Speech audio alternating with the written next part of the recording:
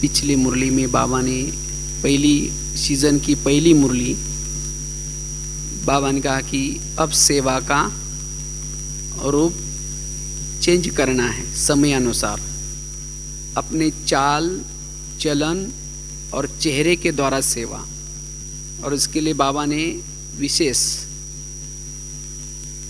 2 खजाने बताए थे। वैसे तो और भी कई खजाने हैं, लेकिन एक तो बाबा ने कहा कि समय का खजाना बड़ा महत्व का है, और उसके साथ साथ दूसरा संकल्पों का खजाना। जिसके पास ये संकल्पों का खजाना होगा वही ये सेवा कर सकता है।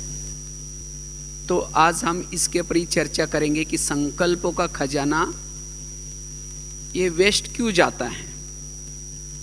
तो संकल्प को के खजानों को हम कैसे बचाएं, क्योंकि जब संकल्पों का खजाना चला गया तो समय का खजाना भी गया, शक्तियों का खजाना भी गया, बाकी सभी खजाने चले जाएंगे।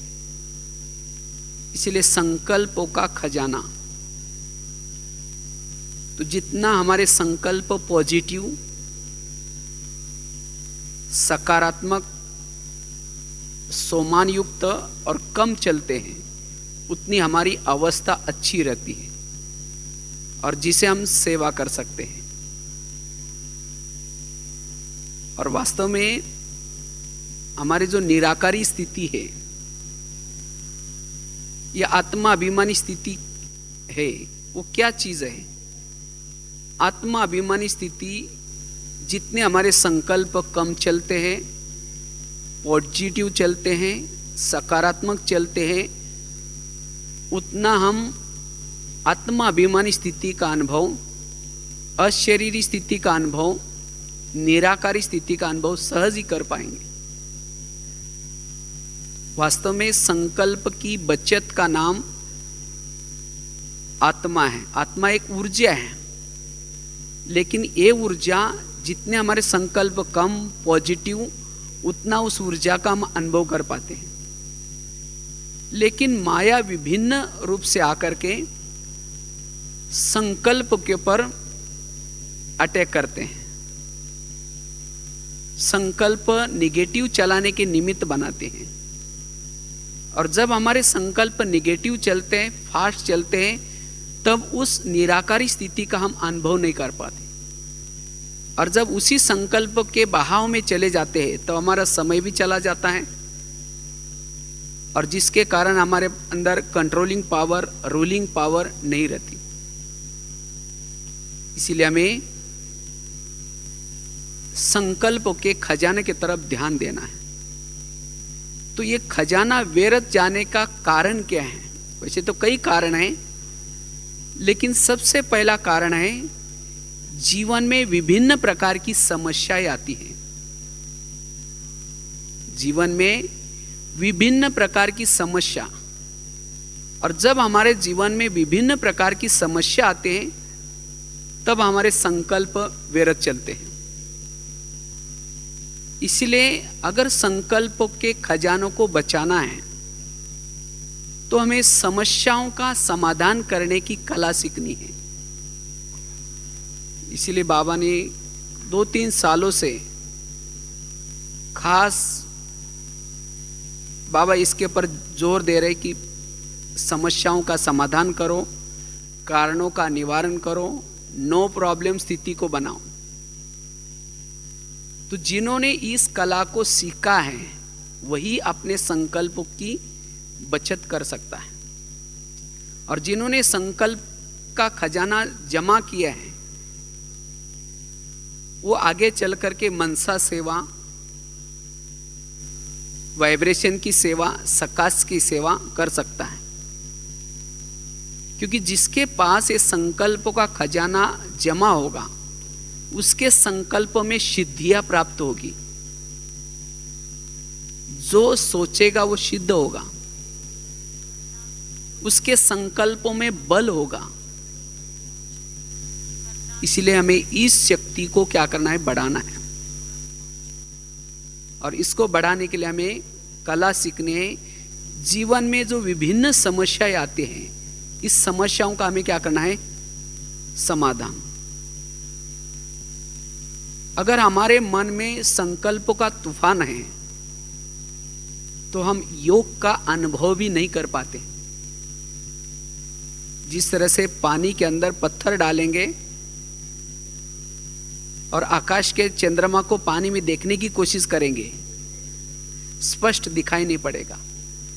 इसी तरह अगर मन में संकल्प का तूफान है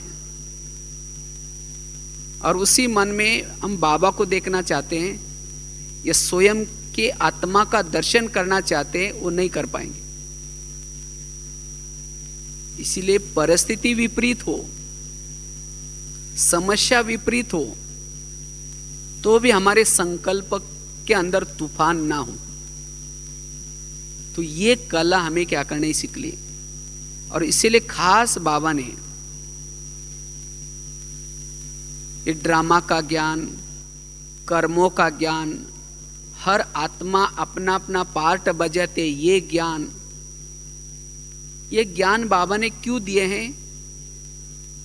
क्योंकि इस ज्ञान के आधार से जीवन में आने वाली विपरीत परिस्थितियों में भी हम अपने मन को शांत रख सकते हैं। और जिसके मन में संकल्पों का तूफान चलता है, वो आत्मचिंतन, परमात्मा चिंतन, मनन चिंतन नहीं कर पाएगा। वो प्रभु का गुणगान गा नहीं पाएगा। इसलिए हमें समस्याओं का समाधान करना है, जिससे हम अपने संकल्प की शक्ति को बचा पाएंगे। और जब हमारे संकल्प फास्ट चलते हैं, निगेटिव चलते हैं, जिसे आज दुनिया में जिसको तनाव या टेंशन कहते हैं। तनाव या टेंशन क्या चीज है? तनाव अर्थात जीवन में जो समस्या आई, जो प्रॉब्लम्स आए, उसके संकल्प के ऊपर कंट्रोल नहीं चला और जिसके कारण तनाव निर्माण हुआ। और हम ज्ञान में चलने के बावजूद भी अगर हम संकल्प के ऊपर कंट्रोल नहीं कर पाएंगे, तब भी हमें तनाव निर्माण होगा। और जिसको तनाव निर्माण होता है, संकल्प की स्पीड बढ़ जाते हैं, उसका दिमाग कैसा रहेगा? गरम। और उसके कारण विभिन्न प्रकार के केमिकल्स शरीर में उतरते हैं और उसी केमिकल से कई प्रकार की बीमारियां भी होने की संभावना है। आज किसी को ईर्ष्या होते, ईर्ष्या करने से पेट की बीमारी होती है। इसीलिए कहते हैं ना, तुम मेरे को देख करके तुम्हारे पेट में जलन होता है क्या? ईर्ष्या वाले संकल्प चलाने वालों को पेट की बीमारी होती। आज किसी का ब्लड प्रेशर बढ़ता है, बीती हुई बातों को जितना याद करते हैं, किसको देखते ही सामने याद आता है, इन्होंने मेरे को ऐसा कहा था, इन्होंने मेरे साथ ऐसा व्यवहार किया था। वो बार बार संकल्प चलाने से ब्लड प्रेशर बढ़ता है। आज किसी को शुगर होते, क्यों? दूसरे को अपने अंडर में रखने की कोशिश करेंगे, कहेंगे इनको मैंने संभाला, इसको पाला, पढ़ाया, लिखाया, अब मेरा कहना नहीं मान रहे। और ये संकल्प चलने से ऐसा ही केमिकल उतरते हैं और शुगर बन जाते। इसी तरह शरीर की विभिन्न जो बीमारियां हैं, उसका कारण है संकल्प में निगेटिव। इसीलिए कोई भी विपरीत परिस्थिति में भी क्या करना, हमें अपने संकल्प की बचत करनी है, संकल्प के खजानों को बचाना है। तो जैसे बता रहे थे कि संकल्प हमारे बचे, इसके लिए कला पहली है, जीवन की समस्याओं का क्या करें? समाधान और कारणों का निवारण। पिछले साल के सीजन की लास्ट की मुरली बाबा की थी, सबको पता होगा। बाबा ने खास एक शब्द के ऊपर जोर दिया था। बाबा ने कहा कि बच्चों का एक शब्द बाप को अच्छा नहीं लगता, और वो कौन सा शब्द? कारण। और बाबा ने कहा कि कारण का क्या करो? निवारण करो। क्योंकि जिसके जीवन में कोई कारण है, वो संकल्प व्यर्थ गवाएगा। इसके कारण ऐसा हुआ, इनके कारण मेरा ऐसा हो रहा है, और जिसके कारण संकल्प चलेंगे। वास्तव में तीव्र पुरुषार्थ क्या है? तीव्र पुरुषार्थ अर्थात संकल्प को बचाना, अपने समय को बचाना। बाबा ने पिछले 2 साल से खास जो नए नए बच्चे आते हैं, बाबा उनको आगे बढ़ाने के लिए बहुत अच्छा युक्ति बता रहे हैं, तीव्र पुरुषार्थ करो। तो तीव्र पुरुषार्थ की बाबा परिभाषा क्या कहते हैं? तीव्र पुरुषार्थ अर्थात एक संकल्प भी व्यर्थ न जाए, समय व्यर्थ न जाए, इसको कहते हैं तीव्र पुरुषार्थ। तो अगर हमें तीव्र पुरुषार्थी बनना है, हम अपने संकल्प को क्या करना है? बचाना है। और ये संकल्प चलने का आजकल जो कारण है वो है समस्याएं। अलग अलग प्रकार की जीवन में समस्या आते हैं, और हर एक के जीवन में अलग अलग समस्या है। समझो आज सवेरे हम सोचते हैं कि भाई आज बहुत अच्छा पुरुषार्थ करेंगे, आज मौन में रहेंगे, संकल्प नहीं चलाएंगे, किसी का परचिंतन नहीं करेंगे, व्यर्थ नहीं सोचेंगे।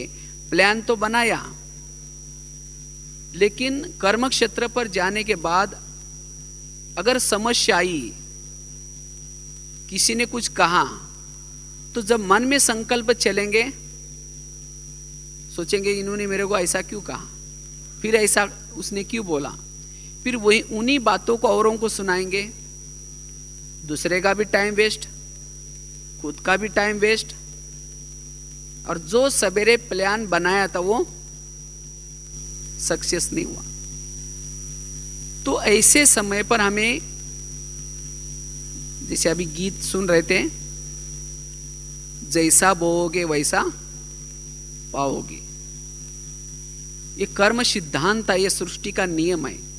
आज हमारे जीवन में जो समस्याएं आती है विभिन्न प्रकार की, चलो 2 मिनट, बाबा की बात चल रही थी कि किस तरह से वर्तमान समय जो हमारे संकल्प व्यर्थ चलते हैं, इस संकल्पों के खजानों को बचाने के लिए हमारे जीवन में जो छोटी छोटी समस्याएं आती हैं, उस समस्याओं का हमें स्वयं ही क्या करना है? समाधान करना है और अपने संकल्पों को बचाना है। संकल्प बच गया तो हमारा जो समय अंदर से जो व्यर्थ जाता है, वेस्ट जाता है, वो बच जाएगा। क्योंकि संगम का 1 सेकंड बड़ा महत्व का है। एक जरूरी सूचना, कल 11:30 बजे क्वेश्चन आंसर टॉक शो होना है। उसमें आप सभी भाई बहनें अपने ज्ञान से संबंधित प्रश्न मुरलियों के द्वारा, क्लासेस के द्वारा सुनते हैं, कुछ आपका भी चिंतन चलता है, कुछ और क्लैरिफिकेशन चाहिए, तो उसके बारे में भी, तो ज्ञान से संबंधित प्रश्न अपनी पर्ची पर लिखकर कल 10 बजे स्टेज के पीछे जरूर दें। तो साथ साथ सुनते जाएंगे, और साथ में जो भी पुराने नए कुछ याद आ रहे हैं, अपने संबंधित या अपने संबंधियों से संबंधित कोई भी ज्ञान से संबंधित प्रश्न हो, पर्ची पे लिख के स्टेज के पीछे 10 बजे जरूर देंगे। बात चल रही थी कि किस तरह से ये हमारे संकल्प जब व्यर्थ चलते हैं तो हमारा समय, भले हम कर्म कर रहे हैं, लेकिन संकल्प अगर हमारे चल रहे अंदर से तो उस कर्म का भी फल जो योग्य मिलना चाहिए वो नहीं मिलता। ये समझो हम योग में बैठे, योग में, लेकिन अगर व्यर्थ संकल्प चल रहे हैं तो ये भी हमारा समय क्या हो गया? व्यर्थ गया। तो इस तरह से हमारा संकल्प व्यर्थ जाने से सारा समय व्यर्थ जाता है। अगर संकल्प व्यर्थ गए तो हमारा बोल भी व्यर्थ निकलते हैं। इसलिए हमें संकल्प के खजानों को बचाने के लिए जीवन में आने वाली जो भी समस्या है, उस समस्याओं का क्या करना है? समाधान। तो जैसे बता रहे थे, समस्या आजकल छोटी छोटी समस्या, हर एक के जीवन में छोटी छोटी समस्याएं आती हैं। कोई किसी को पति बन करके तंग करता है, किसी को पड़ोसी बन करके तंग करता है, और इस समस्या के कारण हमारे खुद के भी संकल्प चलते हैं और साथ में औरों को भी हम सुनाते हैं, जिसको आजकल हम कहते हैं प्रॉब्लम्स। तो ये जो छोटी छोटी समस्या कहाँ से आते हैं? समस्या वास्तव में हमारे ही कोई ना कोई जन्मों के किए हुए कर्मों का फल होते हैं। लेकिन ये नॉलेज न होने के कारण हम कहते हैं ये ऐसा क्यों हो रहा है, ये ऐसा क्यों करता है, इसने ऐसा क्यों किया। वंडरफुल क्वेश्चंस निकालते हैं, ये अंदर से संकल्प चलाते। तो ऐसे समय पे भी हमारा मन, परिस्थितियों में भी मन कैसा रहे? शांत रहे। कल मैंने कई बात पढ़ रहे थे, मुझे एक बहुत अच्छी बात लगी। समस्या या परिस्थिति आती है, लेकिन हमें अनुभूति वाला, अनुभव वाला माखन खिला करके जाती है। वास्तव में हमारे जीवन में जो समस्या आती है वो हमें कुछ ना कुछ दे के जाती है। इसलिए समस्या से घबराना नहीं है। समस्या का स्वयं ही क्या करना है? समाधान करना है। आज तक हमारे जीवन में जितनी भी समस्याएं आई, उन्हीं समस्या ने हमारा भला किया या बुरा किया है? अनुभव क्या कहता है? अनुभव तो यही कहता है कि आज तक जो भी समस्या आई, उन्हीं समस्या से हमारा कल्याण ही हुआ है। तो अभी भी जो समस्या आएंगी उसे भी हमारा क्या होने वाला है? कल्याण ही होने वाला है। इसीलिए संकल्प विकल्प चला करके समय व्यर्थ गवाने के बजाय हमें क्या करना है? अपने मन को शांति में रखना है, और तब आंतरिक शक्तियां जागृत होगी। तब जाकर के हम सोमानों का अभ्यास कर सकेंगे। इसीलिए हमें क्या करना है? समस्या का समाधान, और उसके लिए कर्मों की घुई गति को समझना ये वर्तमान समय की बहुत आवश्यकता है। अगर संकल्प को बचाना है तो कर्मों के घुई गति का ज्ञाता बनना जरूरी है। जो भी संसार में जो भी बातें चलते हैं या समस्या आते हैं, ये हर एक के कहीं ना कहीं किए हुए कर्मों के आधार से चलती है। और जो सारा दिन कर्मों के हिसाब किताब को बुद्धि में रखता है, उतना ही वो अपने संकल्प को ब्रेक लगा सकता है। तो किस तरह से हमारे जो जीवन में समस्या आती है, वो समस्या कैसी आती है? कई बार हम एक बहुत सुंदर एग्जाम्पल बताते रहते हैं, काफी अच्छा एग्जाम्पल है। अगर जिन्होंने इस कर्मों की घुई गति को समझा है, वो कभी भी अपने संकल्प को व्यर्थ नहीं गवाएगा। ये एग्जाम्पल कोई कहानी नहीं, लेकिन एक घटी हुई घटना है। कहते एक आगरा में एक पति पत्नी रहते थे, बहुत गरीब थे।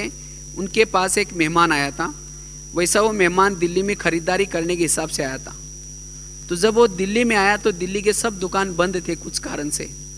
तो उस व्यापारी को लगता है मैं बैठे बैठे क्या करूं, मैंने आगरा कभी गया नहीं, देखा नहीं, चलो मैं जाकर के आगरा देख के आता हूं। तो वो व्यापारी क्या करता, आगरा देखने के लिए गया, और उसने अपने साथ में काफी सारे पैसे लाए थे। कुछ खरीदारी भी करना था, कुछ पुराना हिसाब भी देना था।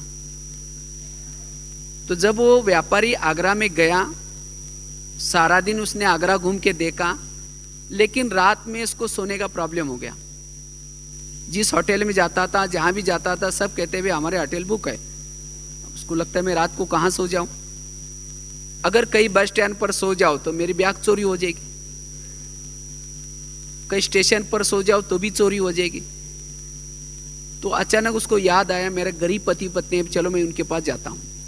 तो व्यापारी क्या करता है, रिक्शा करके उनके पास गया, खाना वगैरह खाया उस गरीब पति पत्नी के पास। लेकिन सोने से पहले उसको अपने कपड़े बदलने थे, इसलिए उसने बैग खोली। जब बैग खोली तो गरीब की पत्नी की नजर बैग में गई। उसने देखा इसके पास 50 के, 100 के, 500 के बहुत सारे बंडल हैं, काफी सारा पैसा बैग में था। और वो देख करके उस गरीब की पत्नी को लगता है कि इसके पास इतना सारा पैसा है, और हम कितना गरीब हैं। अगर इसमें से थोड़ा भी पैसा अगर हमारे पास आ जाए तो हमारी गरीबी क्या हो जाएगी, दूर हो जाएगी। तो रात भर उस गरीब की पत्नी को वो पैसे दिखाई पड़ते। तो 12-1 बजे वो बाहर गई और बड़ा सा एक पत्थर लाया और ला करके उस सोए हुए मेहमान के क्या करते, जोर से सिर में डाल देते। उसका तो मर्डर हो गया। फटाफट बैग पकड़ करके पति को दिखाते। पति तो डर गया, कहा कि ये बात किसी को पता चलेगा, लोगों को पता चलेगा, मैं जेल की सजा होगी। कहा कि किसी को पता ही नहीं चलने देंगे, अब इसको हम जमुना नदी में डालते हैं। तो दोनों ने उठा करके उस मुर्दे को क्या क्या पीछे जमुना नदी में डाल दिया अंधेरे में।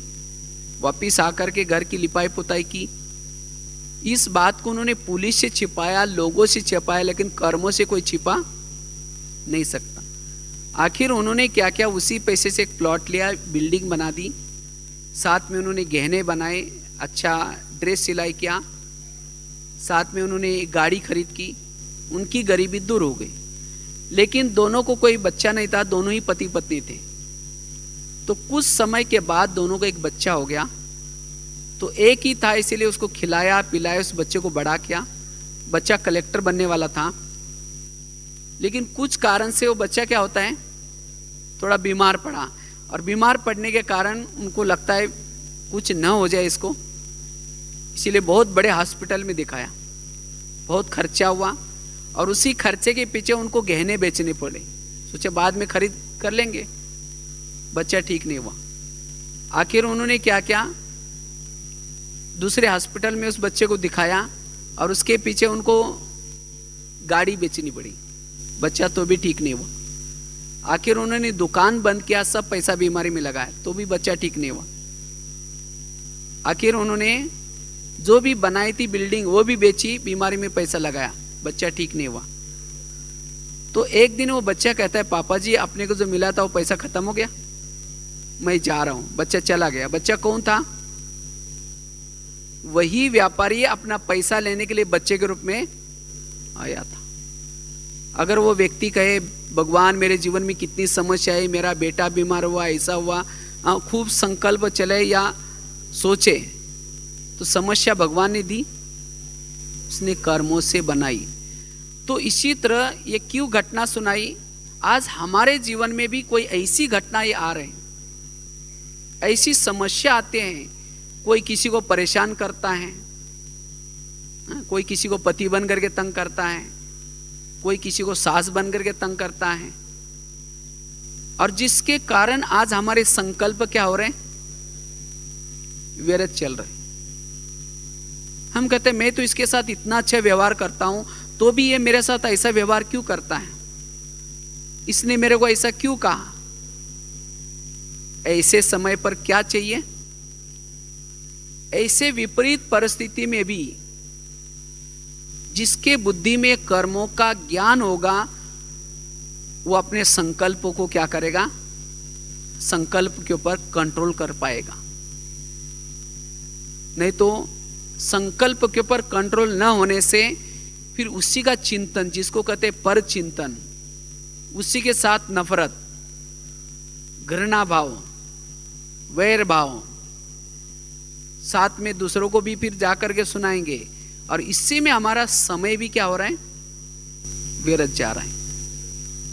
इसीलिए कर्मों की गुह्य गति को बुद्धि में रखना वर्तमान समय बहुत जरूरी है, ताकि कोई भी विपरीत परिस्थिति में भी हम अपने संकल्प के खजाने को बचा पाएंगे। विपरीत परिस्थितियों में भी हम अपना मन को एकाग्र रख सकेंगे। इसीलिए अगर संकल्प के खजानों को बचाना है तो कर्मों के गुह्य गति को हमें क्या करना है, बुद्धि में रखना है।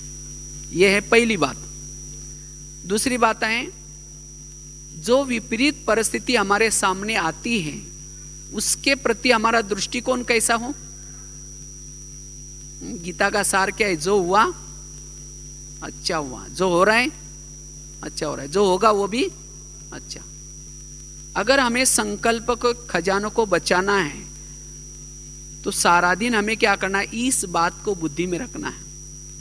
हमारे जीवन की जो भी परिस्थिति आते हैं, विघ्न आता है, जिसके कारण हमारे संकल्प का खजाना व्यर्थ जाता है, उसमें कुछ ना कुछ क्या है, कल्याण है।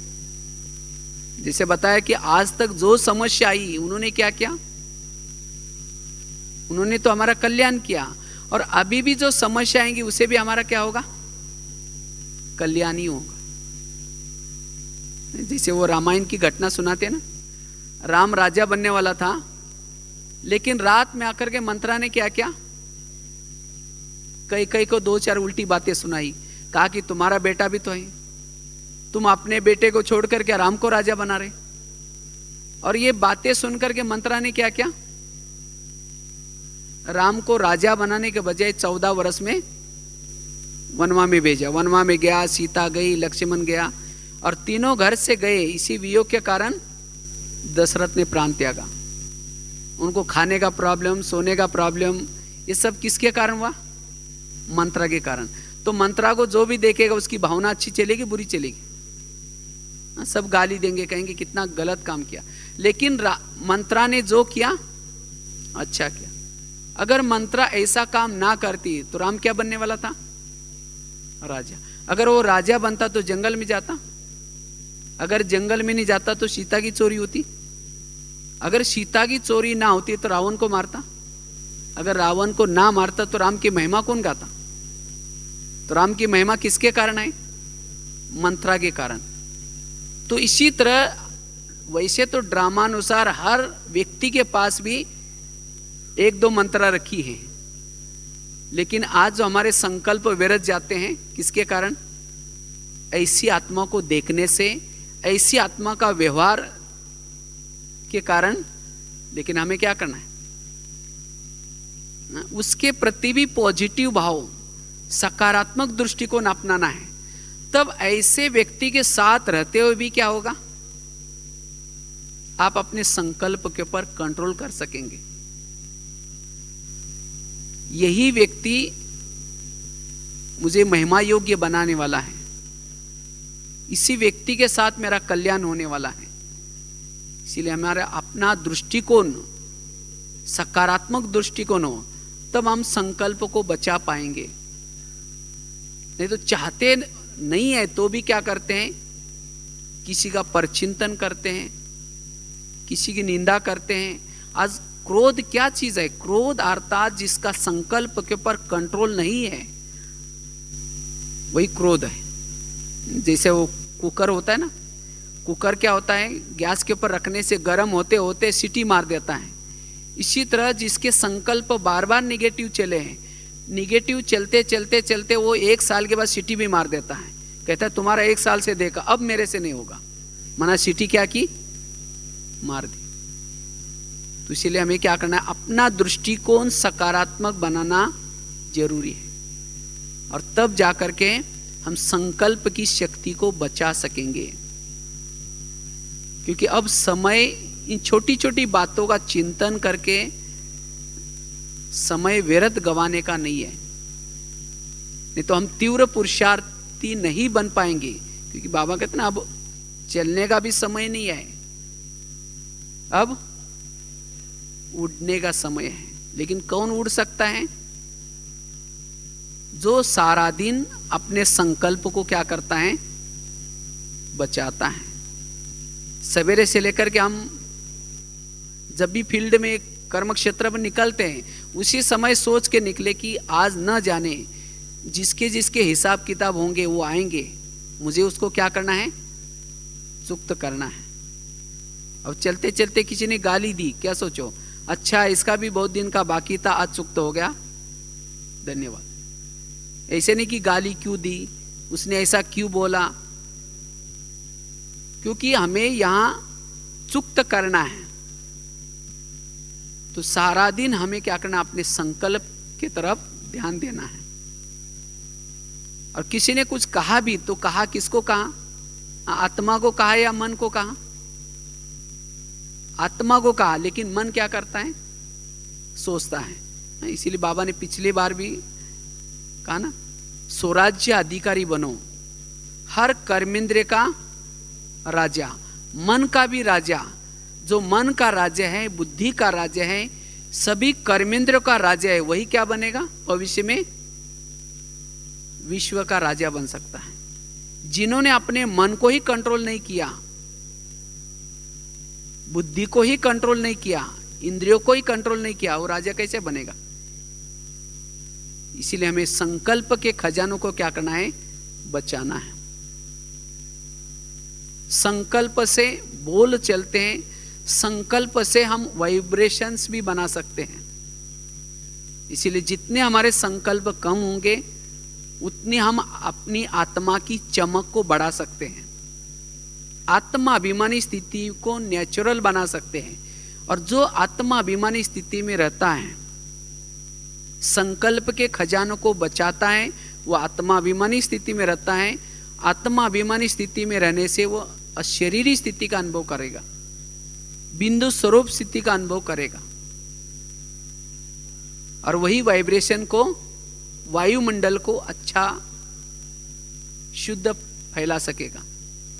इसलिए ऐसी सेवा करने के लिए जो ये छोटी छोटी बातें आती हैं, उन बातों के ऊपर क्या करना, हमें ध्यान देना है और उन बातों को सकारात्मक रूप में लेना है।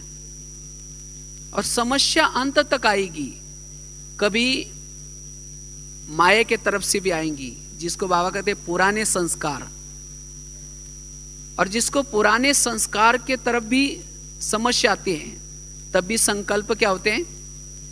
विरत जाते हैं।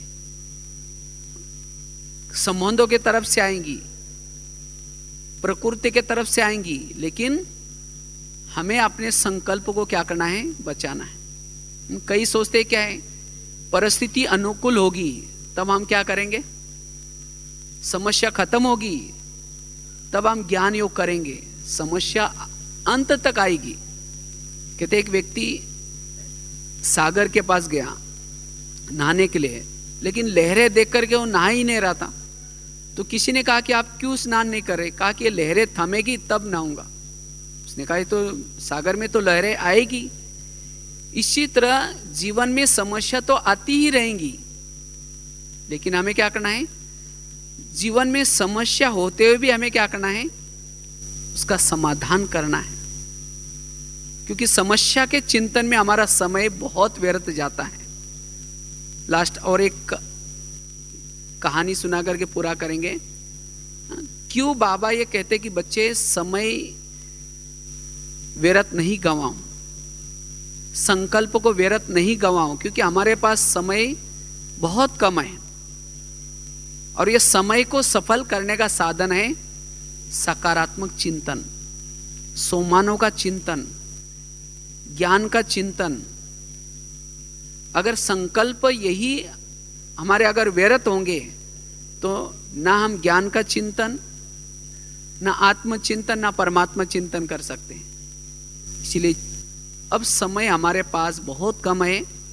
आज दुनिया में भी देखो विनाश के बारे में कितनी सारी चर्चा करते हैं। अब 2012 होगा या कब होगा, इसके लिए तो जरूर नहीं कि उसी डेट में होगा। तो बाबा ने तो कहा कि अचानक होगा और किसी समय भी होगा। इसीलिए हमें एवरेडी बनना है, और एवरेडी बनने के लिए संकल्प को हमें क्या करना है? बचाना है। जितना हम संकल्प को बचाएंगे उतना एवरेडी बनते रहेंगे। एवरेडी किसको कहते हैं? एवरेडी अर्थात जो सदा निराकारी अवस्था में रहता है, और जो निराकारी अवस्था में रहेगा तो ऑटोमेटिकली उसके जीवन में उपरामता की अवस्था आएगी, उसके जीवन में दैवी गुण आएंगे, उसकी चाल चलन सत्युग के लायक बन जाएंगी। और ऐसी अवस्था बनाने के लिए हमें संकल्प को बचाने की आवश्यकता है। और इसके लिए समय का महत्व, वर्तमान समय कौन सा चल रहा है, तो ये छोटी छोटी समस्या का चिंतन, दूसरे का चिंतन, पर चिंतन, ये करके हम अपने संकल्प के खजानों को व्यर्थ नहीं गंवाना है। वो कहानी सुनाने जा रहा था आपको। कहते एक यात्री यात्रा करने के लिए जा रहा था, तो यात्रा करते करते उसकी यात्रा जंगल से शुरू हो जाते हैं। जब जंगल से शुरू हो जाते हैं तो उस यात्री को लगता है कहीं शेर चीता ना आ जाए, तो भी हिम्मत करके वो जाता है। तो चलते चलते अचानक उसने पीछे मुड़ करके देखा, उसके पीछे एक शेर लगा था। और उस शेर से बचने के लिए वो यात्री क्या करता है, दौड़ता है। तो दौड़ते दौड़ते वो पीछे मुड़ता है, फिर दौड़ता है। अचानक जंगल में कुछ कुएं थे, पुराना कुआं था। तो यात्री क्या करता है, वो कुएं के अंदर गिर जाता है। उसको दिखाई नहीं पड़ा, बेल पत्ती झाड़ियाँ बड़ी थी। जब वो गिर गया तो नीचे भी नहीं गिरा, बीच में बेल पत्तियाँ थी, उसको उसके ऊपर लटक गया। तो उसको जान में जान आई, होश आया। तो उसको लगा कि अच्छा हुआ मैं गिर गया, नहीं तो शेर मुझे खा लेता। उसको लगा कि शेर से मैं बच गया। लेकिन उसने ऊपर देखा तो शेर आकर के ऊपर बैठा था। उसको लगा कि मेरी शिकार अब नीचे गई है। उसको लगा कि मैं ऊपर जाऊंगा ही नहीं तो शेर क्या खाएगा। लेकिन इतने में उसकी नजर नीचे गई। उसने देखा कि पानी कितना कुएं में है, कितना गहरा है, देखता हूं। जब देखा उसके पांव के थोड़ा सा नीचे एक बहुत बड़ा अजगर बैठा था, मुंह फैला करके। अगर उसको लगता है ऊपर जाओ तो शेर खा लेगा, अगर यहीं बैठे रहो तो क्या हो जाएगा, अजगर खा लेगा। इतने में उसकी नजर गई, जिस डाली पर वो लटका था उसको दो चूहे काट रहे थे, एक सफेद चूहा और दूसरा काला चूहा।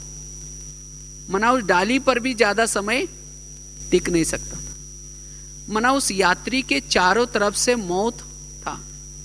इतने में उसकी नजर गई, जिस डाली से वो लटका था, ऊपर से गिरा था कुएं में, उसको मधुमक्खियां बैठी थी, वो उड़ के गई थी और उसका शहद नीचे टपक रहा था।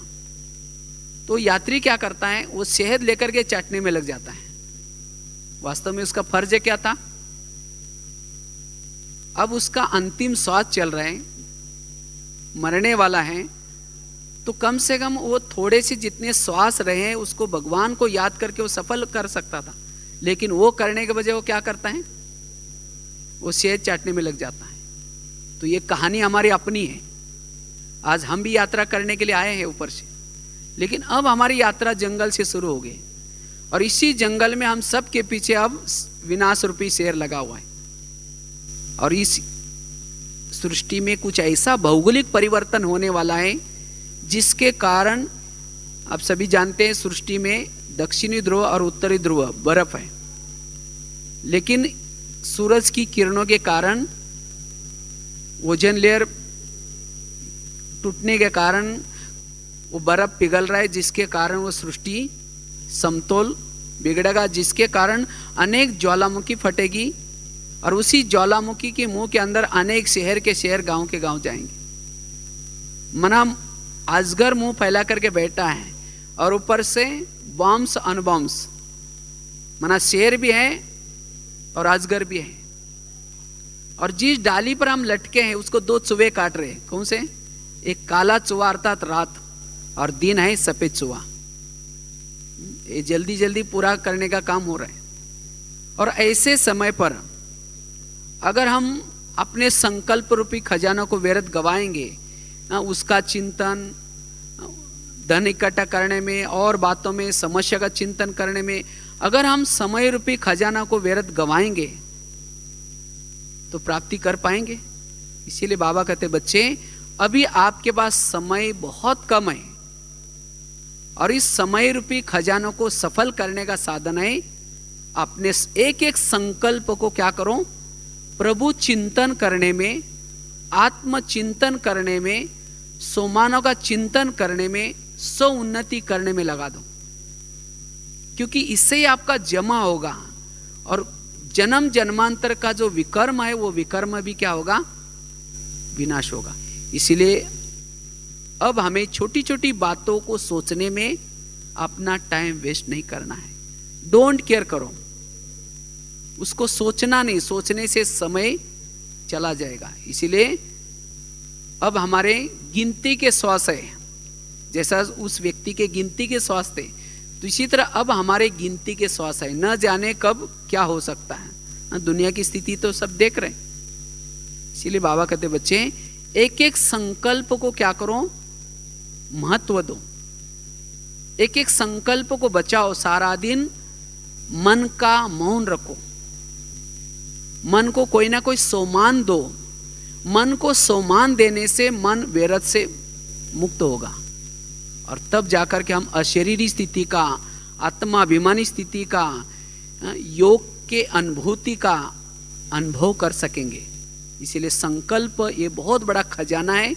इसीलिए परिस्थितियों का हमें चिंतन नहीं करना है। तो इसीलिए एक तो समस्याओं का समाधान करना है, समस्याओं के प्रति हमारा दृष्टिकोण पॉजिटिव बनाना है, और संकल्प रूपी खजाना क्या करना है, बचाना है। बाकी तो समय हुआ, लेकिन बहन जी ने खास कहा था 2 मिनट अपना परिचय भी दे देना। शॉर्ट में जाते जाते परिचय दे देता हूँ। वैसे शरीर का नाम है भगवान भाई। लौकिक में वैसे तो आप लोगों ने पढ़ा होगा, फिर भी कुछ नए नए के लिए बोला था। लौकिक में महाराष्ट्र से निकले थे। तो वैसे लौकिक परिवार बहुत एक साधारण परिवार में लौकिक में जन्म हुआ था, जिस परिवार में पढ़े लिखे कोई थे नहीं। तो मैं भी 11 साल तक स्कूल में नहीं गया था, लेकिन मैं बचपन में सोचता था कि भगवान ने मुझे इस धरती पर भेजा है तो कुछ अच्छे कर्म करके जाना है। लेकिन मैं ये सोचता था मैं पढ़ाई लिखाई किया ही नहीं, अच्छे कर्म कैसे कर सकता हूँ। तो मैं 11 साल के बाद ऐसे अपने गाँव में गया। तो गाँव में एक ही टीचर था और 7वीं तक कक्षा थी, स्कूल थी। तो टीचर ने मुझे बुलाया, कहा कि आप पढ़ने के लिए क्यों नहीं आए। हमने कहा मुझे पता नहीं। बोला कोई बात नहीं, कल से आना। तो मैंने जाना शुरू किया। तो जाते ही मुझे क्या किया, पहले दिन 5वीं कक्षा में बिठाया, क्योंकि 11 साल उम्र हुई थी और 5वीं कक्षा में 2 ही बच्चे थे। इसी के कारण डायरेक्ट 5वीं कक्षा में बिठाया। तो रोज़ जब जाना शुरू किया तो घर वालों ने पूछा कि रोज़ आप कहाँ जाते हैं। हमने कहा स्कूल में जाता हूँ। कहा कि स्कूल में क्या होता है, अपने पास पैसा वगैरह नहीं है, नहीं जाना। हमने कहा पैसे वगैरह नहीं मांगेंगे, बिना पैसे का पढ़ूंगा। तो कहा कि बिना पैसे के पढ़ना है तो भले जाओ। रोज़ जब जाना शुरू किया तो 1 साल के बाद 6वीं में, फिर 7वीं में। और मैं भी सोचता था मेरी परिस्थिति अच्छी नहीं है, मुझे किसी से साथ लड़ना नहीं, झगड़ना नहीं, ध्यान से पढ़ना है। तो इसके कारण फिर 11 साल के बाद जब 7वीं कक्षा में गए तो एक दिन टीचर ने कहा कि तुम डायरी भी नहीं लाते, पेन, कल से स्कूल में नहीं आना। तो हमने सोचा अभी क्या करेंगे, घर में तो मना किया पैसे के लिए और स्कूल भी नहीं छोड़ना है, किसी की डायरी को चोरी भी नहीं करना है। तो मैंने क्या किया, गांव में एक दुकान वाला था, किराना माल का दुकान वाला, उसके पास गया और उसके पास जो पुरानी रद्दी की डायरी है, जो लिखी हुई रद्दी में डालते हैं, उसको पुरानी डायरी को लाई। मैंने सोचा उसमें 2-3 पन्ने होंगे जो बिना लिखे हुए, उसको ला करके हम क्या करेंगे, डायरी बना देंगे। लेकिन पूरी डायरी लिखी थी, कोई कोई पन्ने पर 2 लाइन लिखी है, बाकी पन्ना खाली है। तो हमने सोचा 2-3 लाइन कैसे निकालेंगे उसको। पहले ज़माने में कलम से, स्याही से लिखते थे। मैंने क्या किया, उसको पानी से धुलाई किया। धुलाई करने से स्याही निकल गई। फिर उसको धूप में सुखाया और इस तरह से उसको फिर सिलाई करके डायरी बनाई। ऐसे करके पढ़ाई किया 7वीं, 8वीं, 9वीं। जब 9वीं कक्षा के लिए जब डायरी लाई थी, उसी डायरी के साथ एक ब्रह्मा कुमारी के किताब के कुछ पन्ने मिले और उसमें खास 3 लोग का चित्र था। तो मुझे वो अच्छा लगा। तो मैंने उसको क्या किया, टीचर को दिखाया। क्योंकि उसी 8 दिन पहले हमको टीचर ने एक लेसन पढ़ाया था, मनुष्य चांद तक गया, चांद से पार कोई गया ही नहीं है, क्योंकि वहाँ कोई जा ही नहीं सकता। लेकिन जब 3 लोग का चित्र देखा तो मुझे बहुत अच्छा लगा। मैंने सर को दिखाया, सर आपने तो कहा कि मनुष्य चांद तक गया है, आर्मस्ट्रांग, नील आर्मस्ट्रांग, ऐसे कुछ 2 नाम थे। लेकिन कहा कि ये इससे भी पार ब्रह्मा बैठा है, विष्णु बैठा है, वहाँ कौन गया था। तो टीचर ने जब देखा, कहा कि मुझे कुछ समझा नहीं, छोड़ो बोला। तो उसके ऊपर नागपुर का ब्रह्मा कुमारी का एड्रेस था, मतलब स्टैंप लगाया था। तो मैंने क्या किया, वहाँ एक 15 पैसे का लेटर लिखा, आप लोग तो चंद्रमा से भी पार गए हैं, लेकिन कौन कौन गया था, आप लोगों ने अपना साइंस में नाम क्यों नहीं लिखवाया, ऐसे लिखा। तो वहाँ से एक मुझे पत्र आया, आप 10 रुपये भेजो, हम आपको और किताब भेजेंगे। मेरे पास 10 रुपये तो था ही नहीं। तो मैं कुएं से ला करके पानी बेचता था, 2 पैसा 3 पैसा ऐसे करके। तो ये 1977 की बात होंगी। फिर 10 रुपये क्या क्या मैंने 6 मास तक पानी ऐसा, कभी बीच में जब टाइम मिलता था स्कूल से भर करके 10 रुपये इकट्ठा किया, इसको एमओ से भेजा नागपुर में। और वहाँ से मुझे क्या क्या करस्पॉन्डेंट कोर्स की किताब आने लगी। जब वो किताब आती थी तो उसको पढ़ करके मैं उसके अंदर जो राज्यों का अभ्यास है, कैसे करना है, कितना बजे उठना है, वो करता रहा। तो इस तरह से ज्ञान को समझा। फिर उसके बाद 2 साल के बाद जब वहाँ से बड़े सिटी में गया था ITA का कोर्स करने के लिए, तो वहाँ एक सेंटर था, वहाँ जाने लगा और इस तरह से पक्का बाबा का बच्चा बना। उसके बाद जब पहली बार मधुबन में आए थे, सेवा का चांस मिला। उसके बाद फिर दिल्ली में गए, दिल्ली में 9 साल सेवा किया। उसके बाद फिर मधुबन में आए, तो अभी वर्तमान समय यहाँ रहते हैं। तो कैसे बाबा ने, देखो रद्दी से बाबा ने अपना परिचय, लेकिन शुरू से लेकर के ज्ञान योग की तरफ बहुत अच्छा इंटरेस्ट था, इसीलिए बाबा ने आज लगातार निर्विघ्न 26-27 सालों से बाबा के ज्ञान में चल रहे हैं। उसका तो बहुत और भी बहुत सारी बातें हैं, लेकिन ऐसे साधारण परिवार से भी बाबा ने निकाल करके आज बाबा ने कहाँ गीत है ना अपना एक, चरणों में जगह मांगी थी, लेकिन बाबा ने कहाँ से क्या बनाया। यह है बाबा की कमाल। ओम शांति। ओम शांति। तो विशेष आज का विषय है पुरुषार्थ में स्वराज्य का कितना महत्व है, क्योंकि हमारे पढ़ाई का, योग का, सेवा का अंतिम लक्ष्य है स्वराज्य। और स्वराज्य अधिकारी स्थिति यह हमारा संगम का लक्ष्य है। और इसी एक संगम के लक्ष्य से 84 जन्म की प्राप्ति है। भले छोटा सा युग है, एक जन्म है, लेकिन इस एक जन्म की प्राप्ति से, पुरुषार्थ से 84 जन्म में हमें जो भी कुछ प्रारब्ध मिलने वाली है, उसका आधार है ये संगम का छोटा सा जन्म। और उसमें भी पुरुषार्थ कौन सा? स्वराज्य। आज भी बाबा की साकार मुरली में एक बहुत सुंदर महावाक्य था, पुरुषार्थ बड़ा या प्रारब्ध बड़ी। पुरुषार्थ के बिना प्रारब्ध नहीं मिलती। और संगम युग का पुरुषार्थ है स्वराज्य अधिकारी। संगम की नीति है राजनीति स्वराज्य की। सतयुग की राजनीति अलग होगी, सतयुग त्रेता की, और द्वापर और कलयुग की राजनीति तो आप सभी देख रहे हैं। तो उसी नीति से हमें अपना राज्य वापिस लेना है, स्वराज्य अधिकारी स्थिति से। क्योंकि आत्मा इस शरीर का राजा है, और आत्मा के ऑर्डर से मन, बुद्धि, संस्कार चलते हैं। और मन, बुद्धि और संस्कार के द्वारा एक कर्मेंद्रिया चलती है। जितना आत्मा के अंदर कंट्रोलिंग पावर, रूलिंग पावर होगी, उतना मन और बुद्धि, संस्कार वश में रहेंगे। और जितने मन, बुद्धि, संस्कार वश में रहेंगे, उतना ये सभी स्थूल कर्मेंद्रिया वश में रहेंगी। और जिसकी स्थूल कर्मेंद्रिया इस संगम युग में वश में रही है, वो भविष्य का क्या बनेगा? राजा बनेगा। लेकिन मन, बुद्धि और संस्कार ये मेरे वश में रहे, उसके लिए चाहिए योग बल। ज्ञान बल और योग बल, ये दो बल के द्वारा ही हम स्वराज्य प्राप्त कर सकते हैं। स्वराज्य तो क्या, भविष्य का प्रारब्ध भी प्राप्त कर सकते हैं। इसीलिए बाबा हर मुरली में कहते हैं, बच्चे मुझे याद करो। क्योंकि जितनी मन और बुद्धि बाबा के तरफ लगाते हैं, उतना आत्मा में बल आता है, आत्मा में शक्ति आती है। और जितना आत्मा में योग बल है, उतना मन, बुद्धि और संस्कार जहां चाहे, जैसे चाहे वैसे लगा सकते हैं। इसलिए अगर स्वराज्य अधिकारी बनना है तो योग बल आवश्यक है। आज हम कभी कभी रॉयल आलस और आलबेला पर वश होकर के योग के तरफ ध्यान नहीं देते हैं। और जब योग के तरफ ध्यान नहीं देते, योग बल जब कम होता है, तब जाकर के मन, बुद्धि और संस्कार इसमें हलचल हो जाते हैं। वो तीनों आत्मा के ऊपर शासन करना शुरू करते हैं।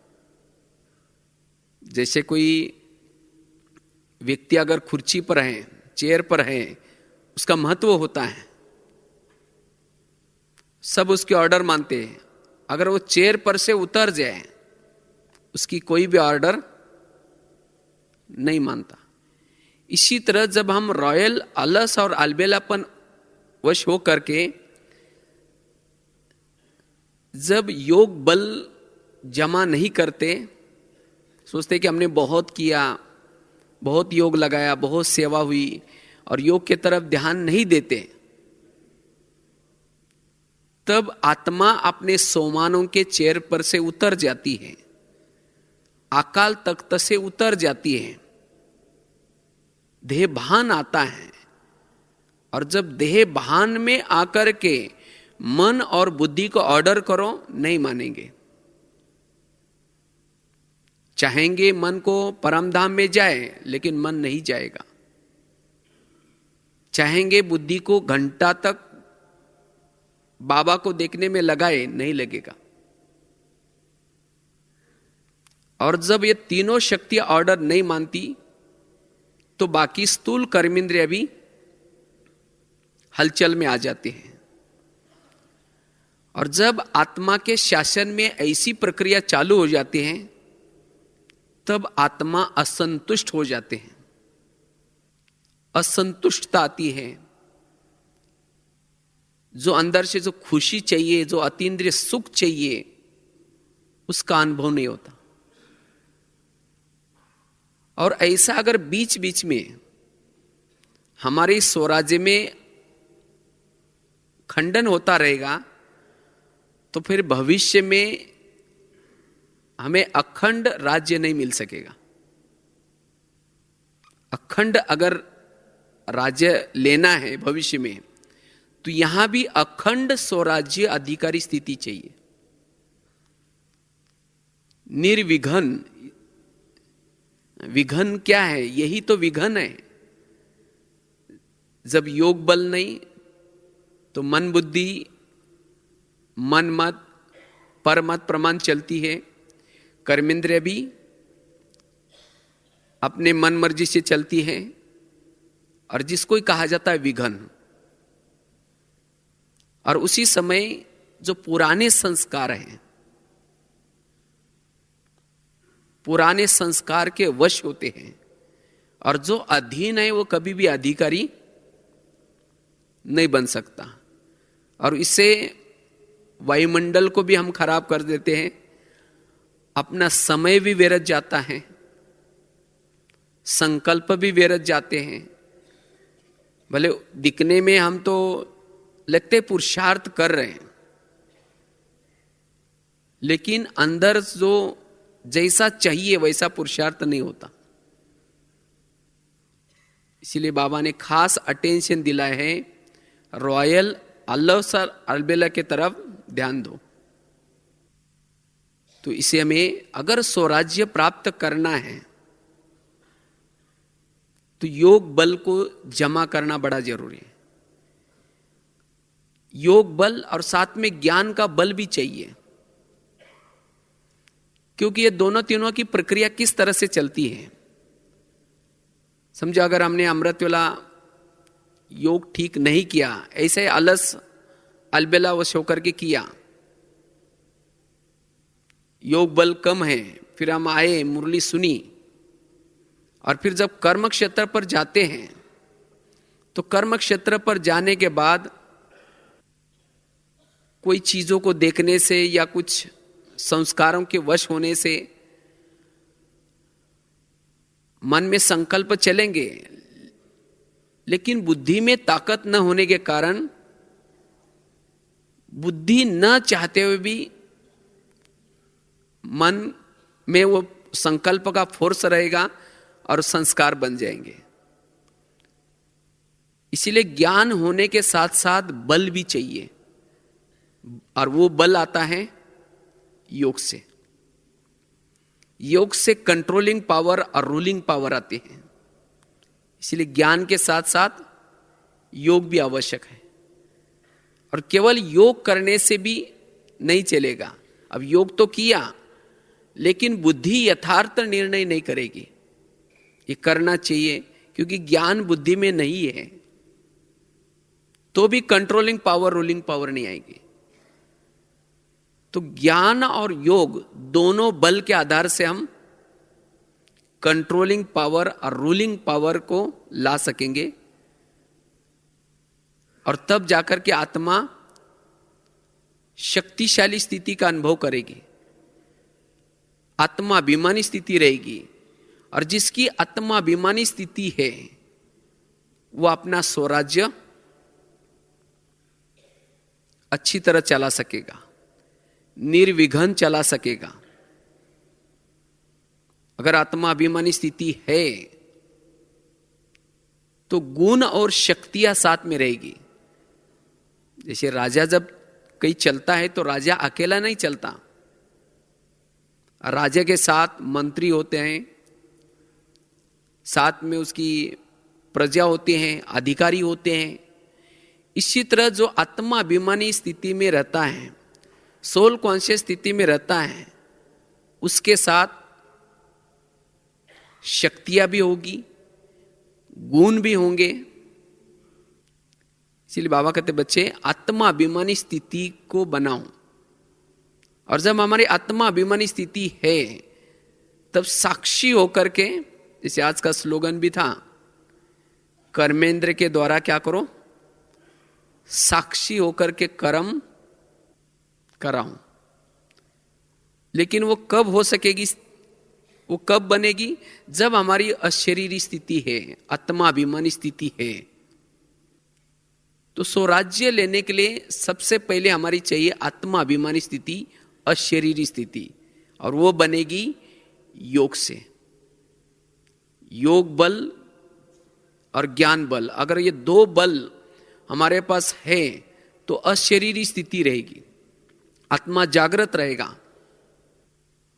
अगर ये दो बल नहीं है तो फिर अंधेरा। इसीलिए कहते हैं ना, अंधेरी नगरी चौपट राजा, टकेशर बाजी टकेशर खाजा। ये नगरी का राजा सोया पड़ा है और उसके कारण इस शरीर रूपी नगरी में जो चाहे हो रहे हैं। अगर संगम युग का हमारा एक एक दिन ऐसा जाएगा तो भविष्य का राज्य भी नहीं मिलेगा, क्योंकि अब हमारी अंतिम स्थिति, हम अंतिम स्थिति के तरफ जा रहे हैं। तो अब हमें चेक करना है, आज तक जो मैंने योग लगाया तो क्या मेरा योग यथार्थ था? अगर मेरा यथार्थ योग है तो मेरे अंदर कंट्रोलिंग पावर, रूलिंग पावर जरूरी है। अभी भी मेरे अंदर कंट्रोलिंग पावर, रूलिंग पावर नहीं है, मेरी वो निराकारी स्थिति नहीं रहती, इसका मतलब मेरा योग यथार्थ नहीं है। तो मुझे योग बल को क्या करना पड़ेगा? जमा करना पड़ेगा। और जो कोई संस्कार मेरे इस राज्य में धोखा देता है बार बार, उस संस्कार के तरफ हमें थोड़ा सा ध्यान देना पड़ेगा। क्योंकि जो संस्कार आपके जीवन में बार बार रिपीट हो रहे हैं और आपको वश कर रहे हैं, सभी कर्मेंद्रिय को वश कर रहे हैं, वही संस्कार अंतिम समय माया का गेट बनेगा, वही कमजोरी फेल कराएगी। इसलिए जो संस्कार मेरे इस स्वराज्य में धोखा देता है, मेरे कर्मेंद्रिय का उस संस्कार के सामने कुछ नहीं चलता, वो अधीन हो जाते हैं, वो मेरा कमजोर संस्कार है। और उसी को खत्म करने का, उसी के पर जीत प्राप्त करने का पुरुषार्थ हमें करना है। जैसे भीष्म के सामने जब शिखंडी आ जाता है तो अपने हथियार क्या करता है, वो छोड़ देता है, क्योंकि दोनों का हिसाब किताब पिछले जन्मों का था। इसी तरह अनेक जन्मों में उस संस्कार के वश होकर के हमने ऐसे कर्म किए हैं। सभी संस्कार नहीं होते, लेकिन कौन सा आपका ऐसा संस्कार है जो उसकी कोई बातें आपके सामने आ जाते हैं तो आप भी हथियार डाल देते हैं, अर्थात